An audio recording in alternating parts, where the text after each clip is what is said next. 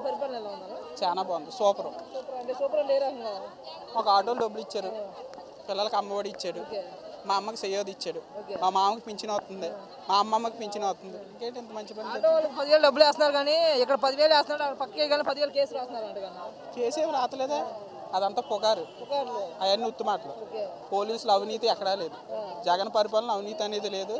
చక్కగా 10,000 ఇస్తున్నారు, చక్కగా దాంతో మేము బ్రేకు ఇన్సూరెన్స్ కట్టుకుంటున్నాం. అలాగే రేపు మరి ఎంత మంచి చేస్తుంటే రేపు పవన్ కళ్యాణ్ చంద్రబాబు ఇద్దరు ఎన్ఎస్పీ వచ్చి ఓడిపిస్తారు.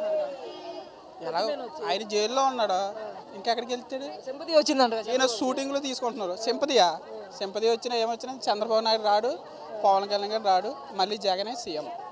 అదే జగన్ కావాలనే చంద్రబాబును అరెస్ట్ చేశాడు, కక్షపూరిత రాజకీయాలు పెట్టి అరెస్ట్ చేస్తున్నారు. లేదా ఆయన మీద రాజ్యం చేస్తున్నారు, ఆయన మీద కేసులు ఎప్పటి నుంచో ఉన్నాయి కదా. జగన్ వచ్చినప్పుడు, జగన్ రాకముందు ఆ స్కామ్ ఉంది కదా, ఆయన డబ్బుతో మేనేజ్ చేస్తున్నారు.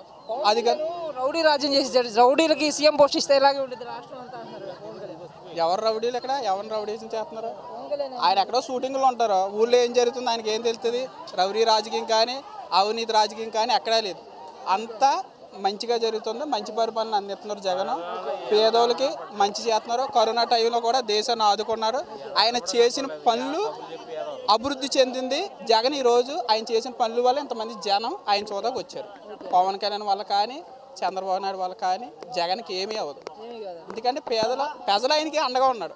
చంద్రబాబు నాయుడు మొన్న టీడీపీ మాజీ మంత్రి బండారు సత్యనారాయణ కూడా రోజే కానీ అట్లా అన్నారు కదా, అది తప్పు. మళ్ళీ క్షమాపణ అడిగినట్టున్నారు కదా, దానికోసం తప్పు చేసిన వాడికి శిక్ష తప్పదు, కోర్టు చూసుకుంటుందని పక్కాగా. మీ ఎక్స్పెక్టేషన్ ప్రకారం ఎన్ని సీట్లు వస్తాయి జగన్కా? 150 పైనే వస్తాయి. ఆల్రెడీ